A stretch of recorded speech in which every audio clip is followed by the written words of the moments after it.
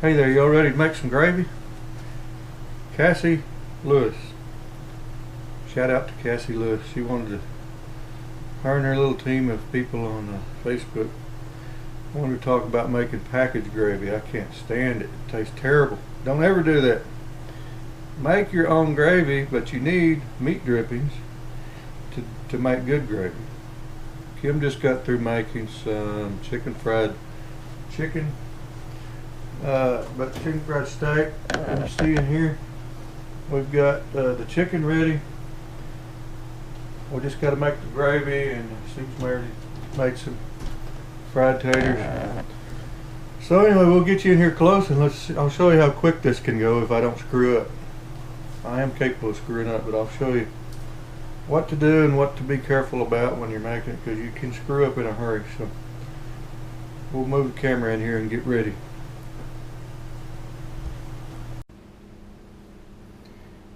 Alright, Cassie, here we go.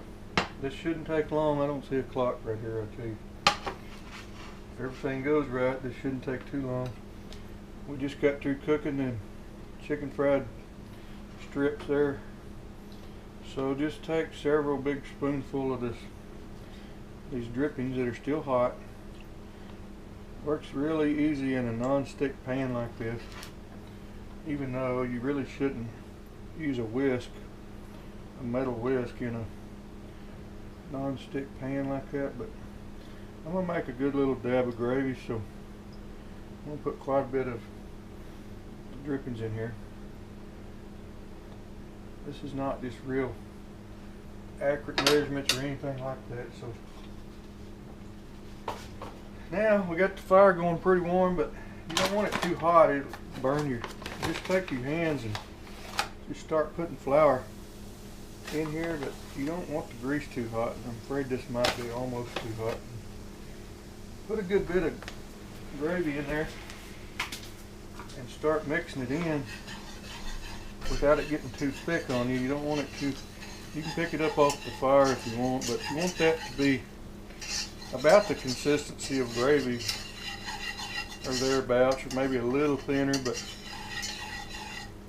see there, you don't want it to get too hot though. You can pick it up off the fire a little if you want, if you get it too hot. So just kind of get that cooking a little bit. You kind of want to cook that flour just a little bit, just to knock the kind of the flour taste off of it a little. That's the way my mother taught me anyway. Some people probably don't do that, but you want to cook it, cook the flour just a little bit, just a minute or two. And I kind of like that consistency, okay, like we got. If it's too thick or thin, I'd rather it be a little bit thin starting out, and if you need to, you can sprinkle just a little more flour in it. But that ain't bad right there. It's about the consistency of gravy right there. That's what you want. And anytime you want, you can add a lot of salt and pepper in here. And I like quite a bit of salt and pepper. You know, this is going to be a big batch, so it's going to take quite a bit. It's hard to get enough pepper out of this little shaker, but you know, when I go out to eat sometimes, I always take the lid off and just kind of shake a bunch of pepper in there. If you like pepper. If you don't, then I guess don't put it in there. But so that flour's been cooking a little. We want to get the fire pretty hot once we get going here, because you want it to just almost boil, but you don't want it to scald. So I assume you can see what we're doing here. We're getting started here now, and that's all there is. You put basically oil from your cooking, sprinkle flour in, mix it up, let it cook just a little bit. And now, when you add this milk, add a good little shot there at first, quite a bit, not too much. You don't want to get this too thin, or you'll be here all day. But add quite a bit at the very first shot. You see, because as soon as this tries to boil, it's going to turn quick. It'll turn into a mess, and if it does that, it's over. You can feel it when it's starting to try to turn. You just watch it closely. That's why you want to use a whisk to beat up any kind of thing. See, I can feel it. It's trying to turn, and you want to keep the clumps beat out of it with this whisk. And you can see them come up, and that's all right if you see them. Just beat them out with the whisk, but don't let it get ahead of you. That's the most important thing here that people mess up on, I'm afraid, is you're going to get those clumps in there, and if you let them turn too long, you can't hardly get them back out. So it turns thick quick like. But you can kind of get used to feeling of that and watching it. I can feel when it's fixing to turn, because liquids are at their thickest state right when they're boiling. See, I can feel that it's starting to turn on me. So just stay ahead of it by adding the milk like that, you know, and let it almost try to boil again. And you don't want the fire too hot, but you want it kind of medium, I guess you might say. You know, if you get it too hot and it's just boiling all the time, you can't do nothing. But you want kind of a low to medium heat. The lower the heat, the longer it's going to take. So but anyway, you just get the feel of when it's fixing to turn on you, and it's still liquid right now. It's not trying to turn. It's just right now. I can kind of watch it. You know, when you stir that pepper in there, you can see how quick the pepper's moving around. You can almost see when it's fixing to turn, or if you see it start to bubble, then it's fixing to hit. You can bet your butt on that. It's fixing to hit when it starts trying to bubble. So just keep adding your milk until it gets to where it seems like it's not turning on you anymore. And that takes a while getting used to that. But you know, this is probably not going to make a whole lot more gravy, but a little more gravy than this. But you notice it kind of, either the pan's cooling off a little, or we're getting to that state where it's not really going to turn on us anymore. Just make sure you keep any clumps knocked out of it with the whisk. So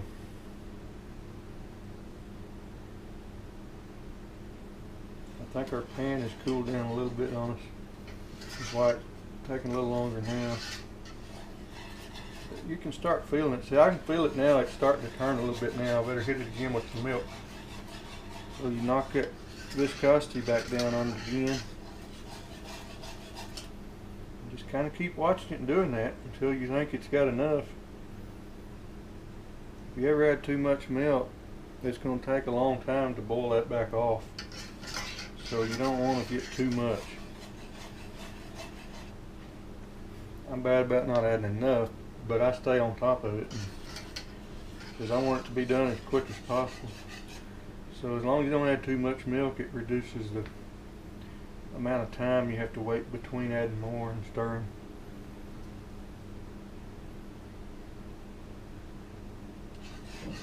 Yeah, I can feel it. It's trying to turn a little bit right there. So I'm getting ready to add some more.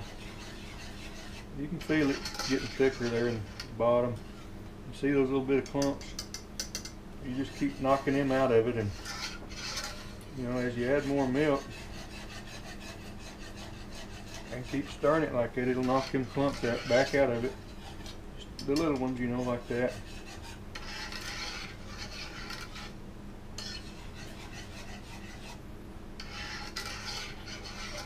This is probably the most boring video you've ever seen, but it takes probably 10 minutes to make gravy, probably, on a bigger batch. You know, if it's a small amount for breakfast or something, and it's of course it wouldn't take much time at all if you were making enough for just 1 or 2 people, but we're probably making enough for 4 or 5 people or whatever here.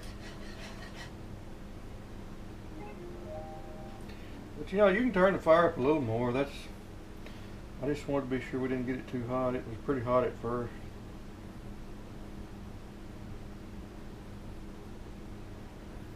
I'm just kind of watching that pepper to see if it starts trying to boil.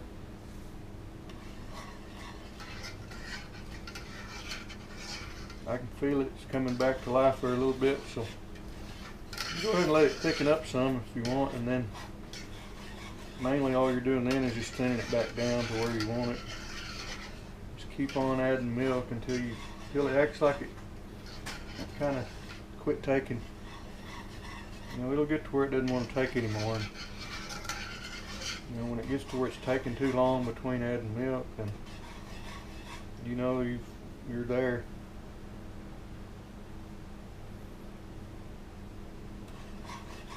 we're pretty close. I mean, this will be okay probably now. I like to make as much as I can. I think our heat's a little low.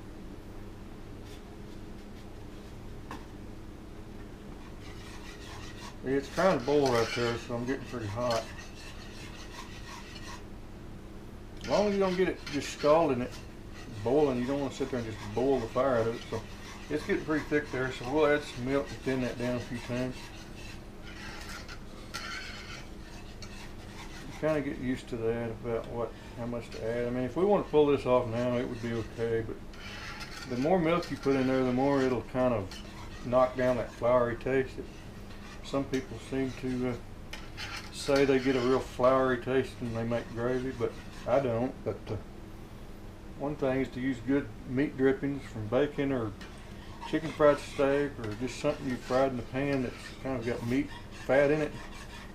That helps make that taste really good, and then the more milk you can get in it, the more you kind of dilute down that floury taste, I guess, that I don't ever get because I keep doing this. But I've heard people say that when they make it, it tastes too strong, like flour or something. Anyway, I think you've probably seen enough of this to know how to do this, but this is all you do, is just keep adding your milk a little at a time until you get to where it seems like it just doesn't want anymore. You know, it's pretty good right there. And then after it sits a little bit and starts cooling off, it's going to thicken up a little more. So it's best to stop when you got it a little bit on the thin side, not too bad, because it will get a little thicker as it sits and starts cooling off. So that's, now we're a little on the thick side there. I think this will be about the last dose of milk I'm going to probably add, and we'll call this good enough. So anyway, I hope you learned something, and this was specifically made for Cassie Lewis, because she seemed to be getting frustrated making gravy, and Kim and I have been married 25 years and have made our gravy pretty much as soon as, learned to make it as soon as we got married, and this is how we do it, and it works fine. Tastes good. That packaged gravy tastes horrible. I don't know why anybody can stand that stuff, and when I go eat somewhere and it tastes like that, I don't even want it. And I think maybe you'll get used to that if you start making your own, but there's no reason to not make your own. It really doesn't take any longer. I took a little longer because I'm making a video and I'm trying to be a little bit careful here, but anyway, if you have any questions, I'll try to submit this on YouTube maybe. If anybody has any questions, I don't know if I'll put this in a public or a private deal. Probably public. If anybody wants to watch this, that's fine. And anyway, thanks for watching, and we'll check you later.